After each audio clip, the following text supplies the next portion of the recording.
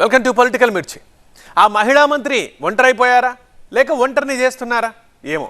ఇప్పుడు ఏపీ రాజకీయాల్లో ఇలాంటి చర్చ జరుగుతోంది. మరి ఆమె నిజంగా తప్పు చేశారా లేక చేసినట్లు రాజకీయ ప్రత్యర్థులు బురద జల్లుతున్నారన్నది పక్కన పెడితే సహచరి కోసం అమాత్యురాలు ఎందుకు నోరు మెదపడం లేదన్నదే ఇప్పుడు కీలకంగా మారింది.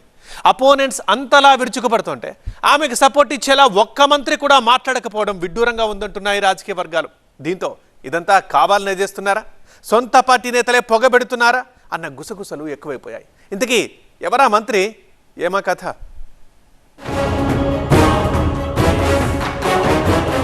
గుమ్మిడి చుట్టూ వివాదాలు. ఆపత్కాలంలో ఆమెకి సపోర్ట్ ఏది? అటు జిల్లా నేతలు మాట్లాడరు, ఇటు సహచర మంత్రులు జాడలేరు.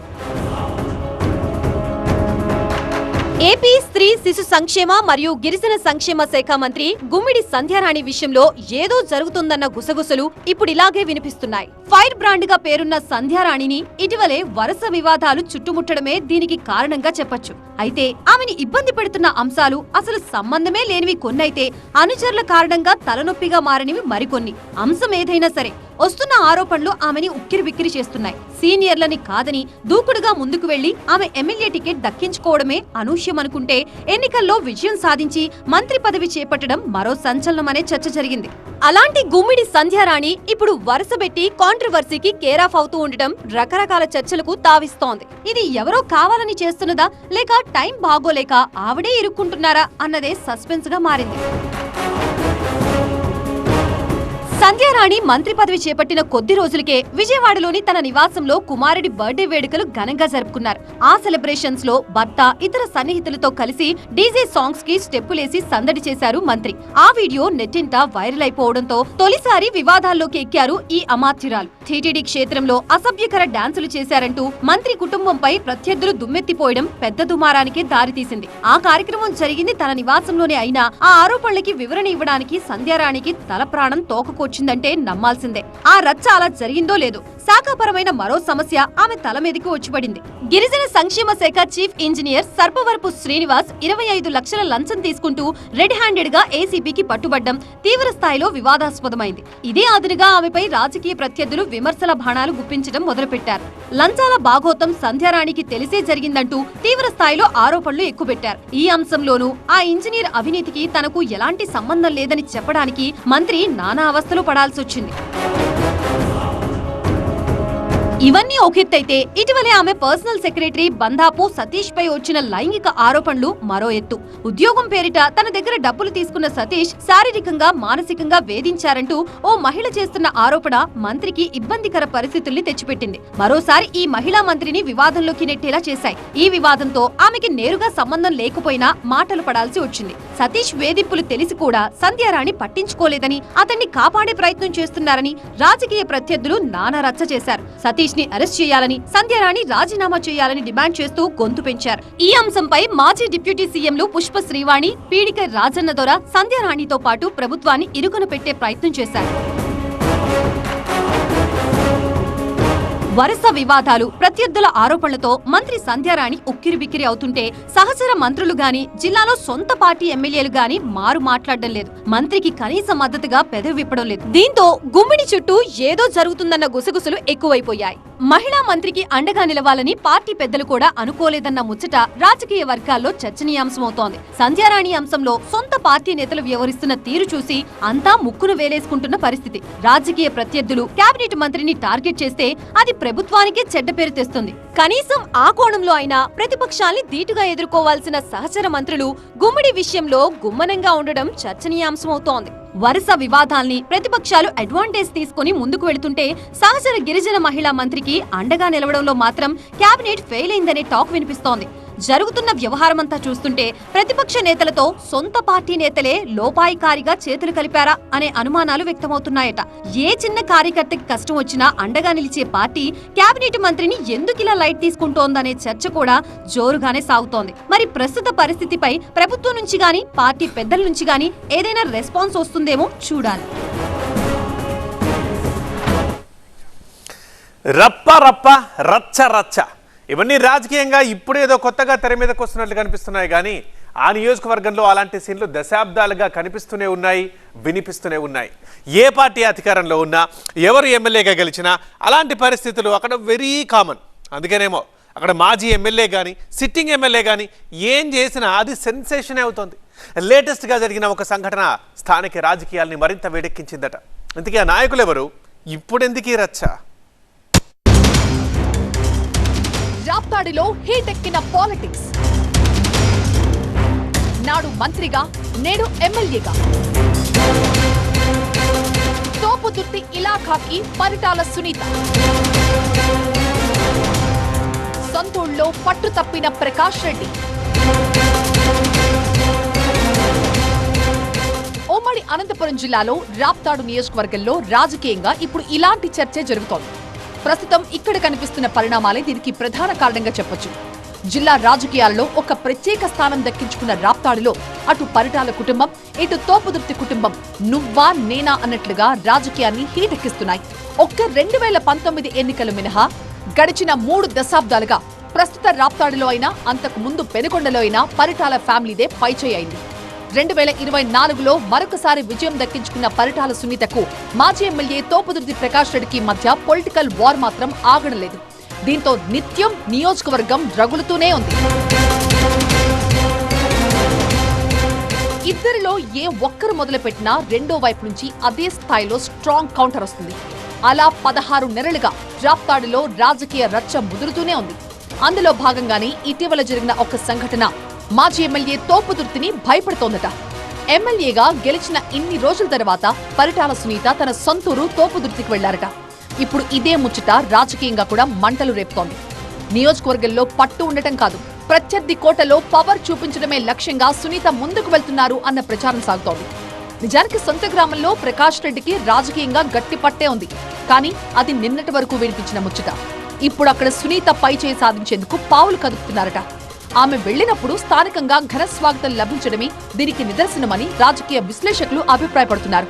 దీంతో తోపుదుర్తి ఉలిక్కి పడుతున్నట్టుగా తెలుస్తోంది. నిజానికి తోపుదుర్తి గ్రామానికి వెళ్లడం సునీతకి ఇదే మొదటిసారి కాదు. గతంలోనూ ఆమె మంత్రిగా ఉన్నప్పుడు ఈ గ్రామానికి వెళ్లారు. అయితే అప్పుడు సునీతకి చేదు అనుభవం ఎదురైంది. ఆమె రాకని తీవ్రంగా వ్యతిరేకించారు స్థానికులు. గ్రామంలోకి అడుగు కూడా పెట్టనివ్వలేదు. అయితే 5 ఏళ్ల తర్వాత సీన్ మొత్తం మారిపోయింది. అప్పుడు మంత్రి హోదాలో వెళ్లినా రానివ్వని జనం ఈసారి ఎమ్మెల్యేగా ఆమెకి గ్రాండ్ వెల్కమ్ చెప్పారట. గ్రామంలో పలు అభివృద్ధి కార్యక్రమాల ప్రారంభం కోసం వచ్చిన సునీతపై పూల వర్షం కురిపించారట ప్రకాష్ రెడ్డి ఊరి జనం. ఇప్పటికే రాప్తాడు నియోజకవర్గంలో పరిస్థితులు రాజకీయంగా తలకిందులు కావడంతో తోపుదుర్తి సోదరులు గడ్డు కాలాన్ని ఎదుర్కొంటున్నారు. జగనన్న ఇళ్ల నిర్మాణం పేరిట అవినీతికి పాల్పడ్డారంటూ మాజీ ఎమ్మెల్యేపై ఆరోపణలు గుర్తిస్తున్న సునీత విజిలెన్స్ విచారణ కూడా కోరారు. ఇప్పటికే కేసుకు సంబంధించి రాక్రెడ్ సంస్థపై విజిలెన్స్ విచారణ పూర్తి కాగా నెక్స్ట్ ఎవరి వంతు అనే సస్పెన్స్ కొనసాగుతోందట. అటు తోపుదుర్తి ప్రకాష్ రెడ్డి సైతం సునీతపై విమర్శలతో విరుచుకుపడుతున్నారు. పరిటాల కుటుంబం హత్యా రాజకీయాలు ప్రోత్సహిస్తోందని, భూ కబ్జాలకు పాల్పడుతోందని తీవ్ర ఆరోపణలు గుప్పిస్తున్నారు. సై అంటే సై అన్నట్లుగా రాజకీయ రచ్చ జరుగుతున్న వేళ తన సొంతూరులో ఎమ్మెల్యే పరిటాల సునీతకి ఘన స్వాగతం లభించటం తోపుదుర్తికి గట్టి ఎదురు దెబ్బే అని చెప్పొచ్చు. అంతేకాదు అదే అడ్డాలో ప్రకాష్ రెడ్డిపై తీవ్ర విమర్శలు గుప్పించిన సునీత అవకాశం దక్కినా అభివృద్ధి చేయలేని అసమర్థుడంటూ ఎద్దేవా చేశారు. సొంత మనుషుల మధ్య సొంత ఊళ్ళో ప్రత్యర్థి అలాంటి విమర్శలు చేయడమే ఇప్పుడు తోపుదుర్తికి మింగుడు పట్టలేదు. అసలు తన గ్రామంలో ఇంత మార్పుని ప్రకాష్ రెడ్డి అస్సలు ఊహించలేదట. అయితే ప్రకాష్ రెడ్డిని దెబ్బ కొట్టేందుకు ఈ తరహా రాజకీయ వ్యూహానికి సునీత పదును పెట్టారని చర్చ జరుగుతోంది. తన అడ్డాకొచ్చి తనపైనే ఆరోపణలు గుప్పించిన సునీతపై ప్రకాష్ రెడ్డి అదే స్థాయిలో కౌంటర్ కూడా ఇవ్వలేకపోయారంటే పరిస్థితి ఎలా ఉందో అర్థం చేసుకోవచ్చు. సొంతూళ్ళలో ప్రకాష్ రెడ్డికి పట్టు తప్పుతోందన్న గుసగుసలు వినిపిస్తున్నాయి. ముందు ముందు ఇంకా ఏం జరుగుతుందో చూడాలి.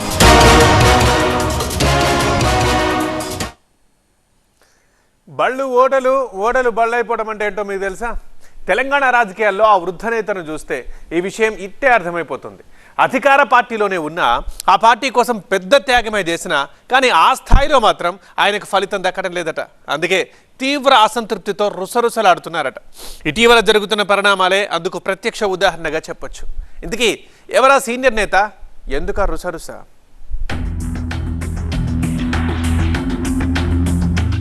అలీలో చల్లారని అసంతృప్తి. సలహాదారు పదవి సరిపోవట్లేదా? ఇంకేదో కావాలంటున్న సీనియర్. ప్రాధాన్యత తగ్గిందా, తగ్గించారా? కాంగ్రెస్ పార్టీలోనే కాదు, రాష్ట్ర రాజకీయాల్లో పెద్దగా పరిచయం అక్కర్లేని పేరు షబ్బీర్ అలీ. కామారెడ్డి కేంద్రంగా ఉమ్మడి నిజామాబాద్ జిల్లాలోనే కాదు, నాడు ఉమ్మడి రాష్ట్రంలోనూ కీలక నేతగా రాజకీయాలు చేశారు. దశాబ్దాలుగా కాంగ్రెస్ కోసం పనిచేస్తున్న ఆయన గతంలో మంత్రిగానూ అవకాశం దక్కించుకున్నారు. అలాంటి నాయకుడు అదే పార్టీ కోసం 2023 ఎన్నికల్లో సొంత అడ్డాని వదులుకున్నారు. రేవంత్ రెడ్డి పోటీగా దిగడంతో బరి నుంచి తప్పుకున్న షబ్బీర్ పక్కనున్న నిజామాబాద్ అర్బన్ కి వలస వెళ్లాల్సి వచ్చింది. అయితే అంతటి కాంగ్రెస్ గాలిలోనూ అక్కడ ఆయనకి ఓటమి తప్పలేదు. ఇటు కామారెడ్డిలోనూ కాంగ్రెస్ బీఆర్ఎస్ లని కాదని బీజేపీ జెండా ఎగిరింది. అలా రెంటికి చెడ్డ రేవడిలా తయారైన షబ్బీర్ అలీకి రాష్ట్రంలో కాంగ్రెస్ ప్రభుత్వం ఏర్పడడం ఊరటనిచ్చింది. ఆయన చేసిన త్యాగానికి గాను ప్రభుత్వ సలహాదారు పదవి కట్టబెట్టింది హైకమాండ్. కేబినెట్ ర్యాంకులతో ప్రభుత్వ సలహాదారు పదవిలో కొనసాగుతున్న షబ్బీర్ అలీలో ఇప్పటికీ అసంతృప్తి చల్లారలేదని తెలుస్తోంది.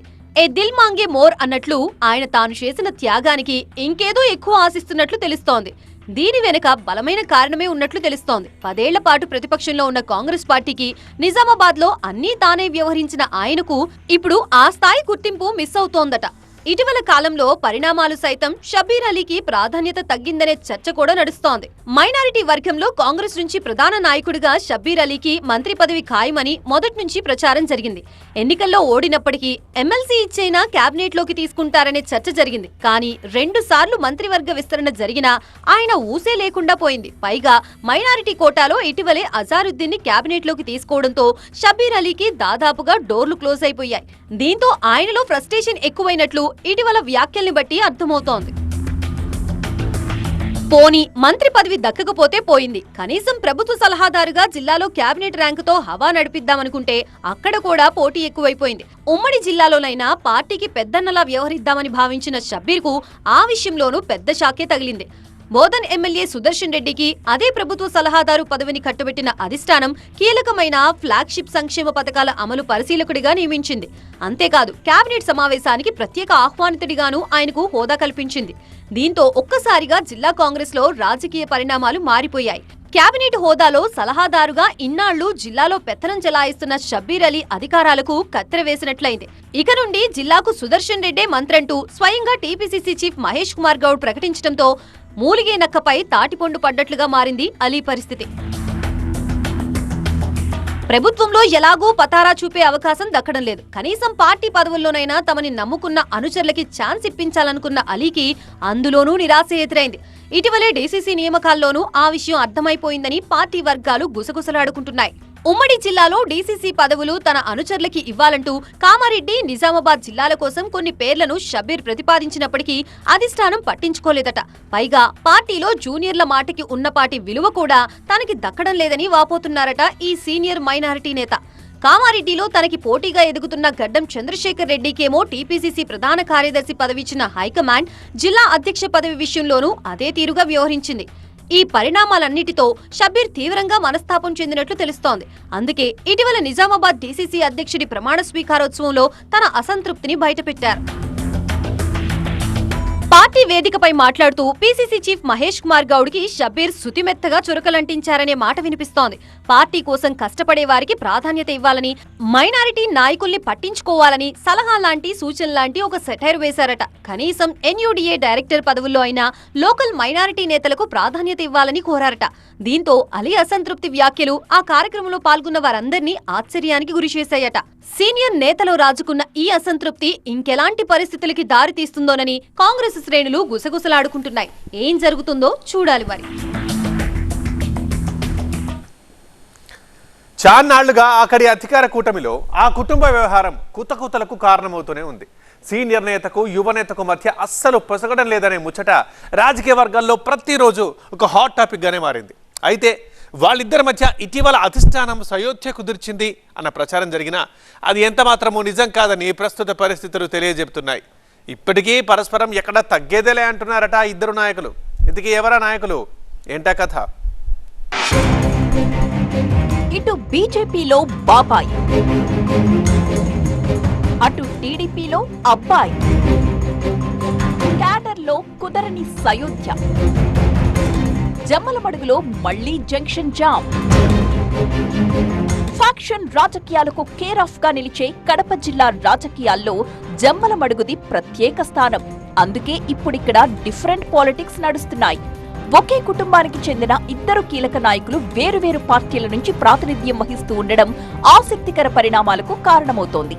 బీజేపీ నుంచి ఎమ్మెల్యేగా గెలిచిన మాజీ మంత్రి ఆదినారాయణ రెడ్డి, ఆయన సోదరుడి కుమారుడు టీడీపీ ఇన్ఛార్జ్ భూపేష్ రెడ్డి, ఇలా ఇద్దరు నాయకుల మధ్య వార్ అంతకంతకు ముదిరిపోవడమే తప్ప సద్దుమణిగే పరిస్థితులు లేవు. నేతల మధ్య సయోధ్య కుదిర్చడానికి హైకమాండ్ చేసిన ప్రయత్నాలు ఏవీ కూడా ఫలించనట్టే కనిపిస్తోంది. నేతల విషయం ఎలా ఉన్నా అభివృద్ధి పనుల్లో ఎవరి వాటా వారిదే అంటున్నాయి రెండు పార్టీల క్యాడర్లు. ఇటీవల స్మార్ట్ కిచెన్ పనుల కోసం ఆదినారాయణ రెడ్డి, భూపేష్ రెడ్డి అనుచరులు కొట్టుకోవడం చూస్తుంటే అదే నిజం అనిపిస్తోంది. ఎవరూ పట్టించుకోకపోవడమేరట. అందుకే కాంట్రాక్టర్లకు డబ్బులు చెల్లించడం దగ్గర నుండి రేషన్ మాఫియాకు వ్యతిరేకంగా ఫిర్యాదుల వరకు ఆమె చేస్తున్న పనులు, వ్యాఖ్యలు గుంటూరు జిల్లా రాజకీయాల్లో కలకలం రేపుతున్నాయి. గుంటూరు వెస్ట్ నియోజకవర్గం రాజకీయంగా టీడీపీకి కంచుకోటగా చెప్పుకుంటారు. అలాంటి స్థానంలో కూటమి అభ్యర్థిగా టీడీపీ నుంచి తొలిసారి పోటీ చేసిన గల్లా మాధవి గ్రాండ్ విక్టరీ సాధించారు. అలా గెలవడంతోనే ఆగిపోకుండా నిత్యం ప్రజల్లో ఉండి స్థానికంగా పట్టు సాధించేందుకు ప్రయత్నాలు చేస్తున్నారు. ఈ క్రమంలోనే అధికారులతో ఆమెకు అస్సలు పడడం లేదని తెలుస్తోంది. ప్రధానంగా గుంటూరు కార్పొరేషన్ కమిషనర్ పులి శ్రీనివాసులు ఆమెతో అమీతుమీ అన్నట్టుగా వ్యవహరిస్తుండడం గొడవ ముదరడానికి కారణమవుతుంది. ఈ వివాదం చినికి చినికి గాలివానలా మారుతుంది. తనకు వ్యతిరేకంగా కమిషనర్ పనిచేస్తున్నట్టు భావిస్తున్న ఎమ్మెల్యే మాధవి చాలా అంశాల్లో ఆయనకు వ్యతిరేకంగా గొంతు విప్పుతున్నారు. ఫుట్పాత్లపై దుకాణాలు పెట్టుకుని జీవనం సాగించే చిరు వ్యాపారుల అడ్డాల తొలగింపు మొదలు ఈ రచ్చకు బీజం పడింది. ఈ అంశంలో కమిషనర్ తీరుపై తీవ్ర ఆగ్రహం వ్యక్తం చేశారు ఎమ్మెల్యే. కౌన్సిల్ సమావేశాల్లోనూ ఇద్దరి మధ్య మాటల యుద్ధం నడిచింది. ఆ తర్వాత తన నియోజకవర్గంలో అభివృద్ధి పనుల కోసం సకాలంలో నిధులను విడుదల చేయడం లేదంటూ మరోసారి కమిషనర్పై విరుచుకుపడ్డారు ఎమ్మెల్యే మాధవి. ఇలా అధికారులతో వివాదం నడుస్తుండగానే మొంతా తుఫాన్ సమయంలో గుంటూరు వెస్ట్ అధికార పార్టీ నేతల మధ్య గొడవలు సృష్టించేలా కార్పొరేషన్ వ్యవహరిస్తుందంటూ ఎమ్మెల్యే మాధవి చేసిన ఆరోపణలు మంటలు పుట్టించాయి. తనకు తెలియకుండానే తన నియోజకవర్గంలో తుఫాన్ నష్టపరిహారం పంపిణీ చేయడంపై భగ్గుమన్న మాధవి రేషన్ మాఫియా రెచ్చిపోతుందంటూ మరో సంచలనానికి తెరలేపారు. రేషన్ షాపుల్లో సీసీ కెమెరాలు పెట్టాలంటూ నేరుగా కలెక్టర్కు ఫిర్యాదు చేసి కలకలం సృష్టించారు మాధవి.